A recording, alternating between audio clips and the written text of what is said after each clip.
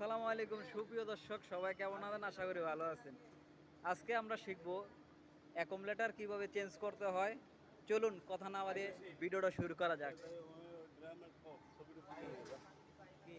একটা কল লাগাইছে, ওটা চলে এই বেসিং এর কল, এই কলটা চলবে না, আল্লাহ এদের ব্যবস্থা করেন যা। আমি দরকার নেই। হ্যালো গাইস, এখন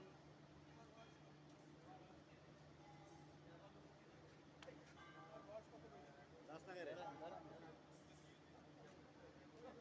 জায়গায় আমি কাগজ